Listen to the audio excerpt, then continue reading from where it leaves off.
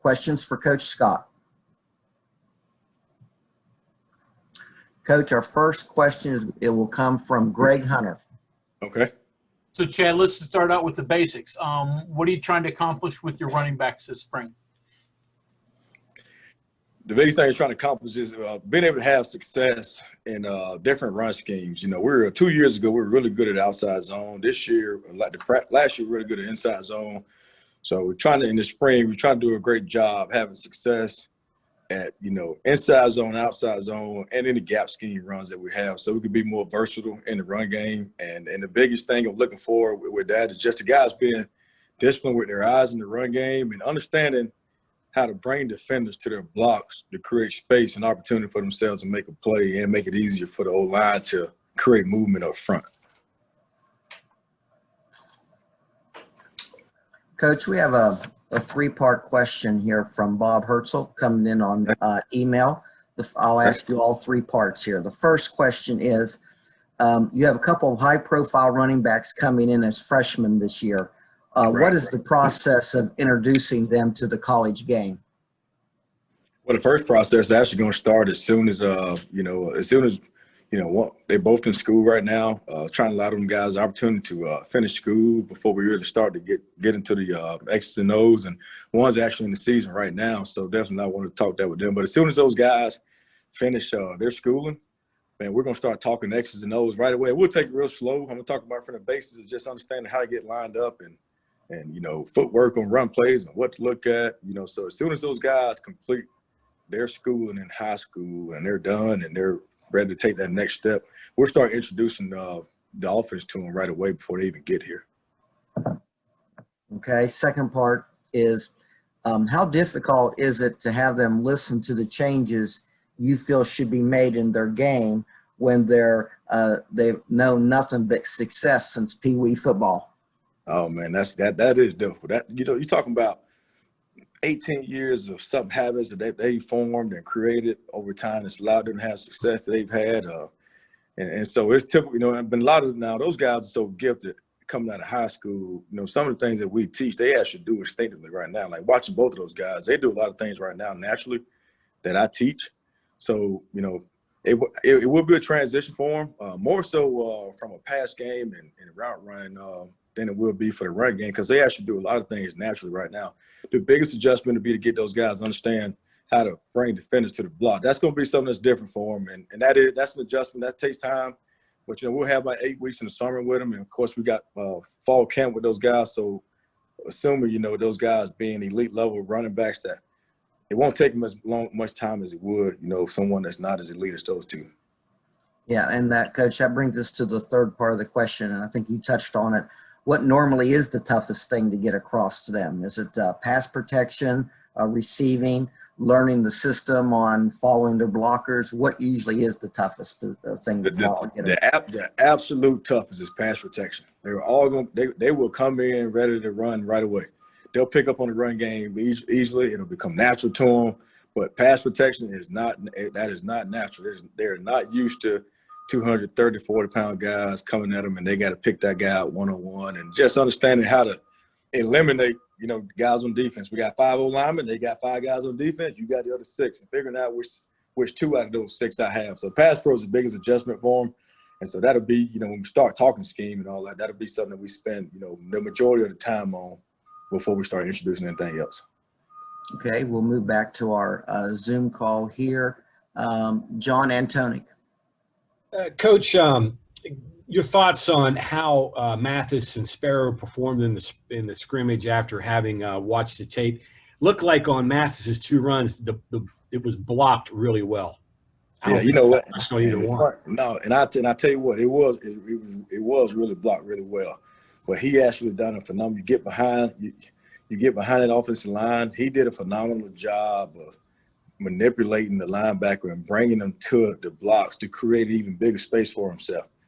Okay. So to start with him, the first 2 runs were, I almost anticipated that happening. Real eager, first opportunity to go out there in the live situation for him where it really matters. It really matters, and he didn't look good on the first run. It was an opportunity for him to hit a big one, and he did something that was, freshman liked and didn't happen. And then a short yard situation where, you know, he just fell down in the backfield. After getting those jitters out, you know, he did some stuff that, man, you know, it was really great to see. I've seen glimpses of it, but to see him do it, you know, repeatedly, play after play was really good. But it was some great blocking up front. But even go along with that great block, he did a phenomenal job of bringing the defenders to the blocks. And when he does that, it does look that way. And that's how we want him to look when they understand that. And it took him a while to get that. So pressing blocks is one of his strengths? It's become one of his strengths. Yeah. It was not one of his strengths before. It has become one of his strengths now. And so now from this point, now it's about stacking consistency doing that. Because again, he's showing glimpses of doing it. Now he did it consistently after those first 2 poor runs throughout the rest of the scrimmage. Now is seeing him do it consistently. How did Sparrow look in your opinion? That was his best practice since he's been here the other day. You know, and he was a guy, you know, he got phenomenal speed. But, you know, playing the running back position, they would tell him all the time, you know, if you don't understand how to run the tracks and bring defenders to your blocks and had the ability to one cut, you know, because he had a bad habit of like chopping his feet to change direction. And on this level, you know, when you chop your feet as opposed to one cut to change direction, that defense closes on you fast. And Saturday was his first time doing it over, you know, complete practice to the point where it made me tell him, you know, this isn't like I told Coach Brown, moving forward, we're not going to call these practices. We're just going to call it scrimmages. Today is scrimmage number 10. Today is scrimmage number 11. Because he looked totally different in that setting. But it was really good to see him do that. Because if he can do that for us, had a one-cut ability to change direction with his speed, that's huge. So I was real pleased with both of those guys Saturday. Last thing for me, I know Neil has said you want to try to get 3 ready to go by the time you play. You feel confident you can get there? I do feel confident I can get there. Absolutely. Absolutely. Yeah. And I'll tell you what, one of the reasons I feel so confident to get there because those guys want to get there. I mean, their eagerness to learn and get better is something that's great. And so that's why I feel even more confident to get there. Even with those freshmen coming in, they're the same way. So I do. Next question from Cody Nesper. Hi, Coach. Neil has talked a lot this spring about kind of holding Letty back, you know, not letting him take a lot of contact and things like that. Is there a balance between making sure nothing happens to him, you know, heading into the season, but still, you know, letting him get better and do the things he needs to do to be ready for next season? No, it's really no balance. You know, he gets all the work. You know, we've only had 2 situations. Like Saturday was the only full scrimmage we've had for you talking about from the time practice started to the time it ended. And so that was really the only time he almost got any work. But the other time we had that, it was about half and half. So anytime we go third into that stuff, he gets all the reps. Letty's big deal this offseason. We know what he can do running the football. You know, the biggest thing we wanted to improve on with him is just his ability to be able to catch the ball out of the backfield, which he did well. You know, I'm talking more so being able to line him up outside of the receiver, and create some mismatch because he got great ball skills. And then just his understanding of some of the little things that can help take his game to another level on some things he did well at, but just increase his understanding of why. But he's getting a lot of work. Again, it was just that one. Saturday was probably the only practice out of 9, I believe, or 8 rather. He hardly got anything done, but it's no balance at all. He's playing. He's going other than just tackle. Kevin Kinder.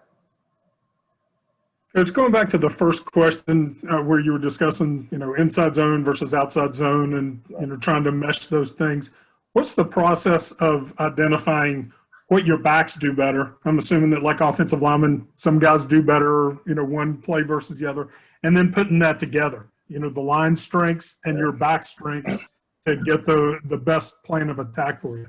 Well, that's not a bad question. Some guys may have a better feel, but I figure like just me personally, I always tell a guy 2 kind of backs: is every down back and the sub back. And the sub back, this guy can't do everything. I think if you teach, I teach those guys to be so disciplined with their eyes, because Tony Mathis, if you ask anyone on the staff before now, what kind of back they would say Tony Mathis was, and it'd be that he's a downhill inside zone guy. But now you watch him run the outside zone right now, and he looks almost as natural as, Laddie running the ball in terms of his, fluidity, change direction. So I think it's just more so just getting those guys to be so disciplined with their eyes and understanding how to help block, help their read key, and bring defenders to their block. And if they can understand that part of it, we can have success. You know, those guys can have success at any run scheme if they just understand where their eyes supposed to be and how to bring their read keys to their blocks and create space for themselves. And so I talk more so in that regard than I just, you know, talk about, hey, did we run the inside zone? We need to be this. Outside zone, we need to be this. This gap scheme need to be this. I talk more, hey, let's run this play, where your eyes supposed to be, how you supposed to bring that guy to your blocks, you know. And looking at it from that standpoint, they don't even think of it like that. So I think if you ask anyone of them right now, they'll tell you they're just as good at one than they are the other. We'll go back to Greg Hunter. Chad, you got a couple of walk-on running backs too, in Owen Chapin and Mark Rucker. What are your thoughts of them? How have they performed? I mean, I tell you what, Mark Rucker's done some really good things in this camp, right? You know, and he's a kid that's real eager. You know, it's funny. Last year they used to call him dead leg rough. You know, he had his big stride. He had a big stride, and he struggled to run between the tackles because he had this big stride. He was only really effective during one-on-ones where he take what they call his dead leg, like this big one stick cut and cut back. And we talked to say, you know, for you to be effective running back, you got to you got to shorten your stride so you can be able to change direction in the tackle box. And he's done that.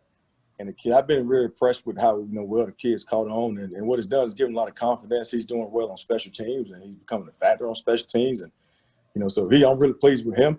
And Owen Chapin's doing really well as well. You know, he knows he's been around longer than Rucker, so he knows what he's doing, and he gets some opportunities on special teams as well. So I'm really pleased with both of those guys. They both eager, and they both understand the importance of being able to, you know the role that they have on the football team and maximize it, you know, particularly in the area of special teams.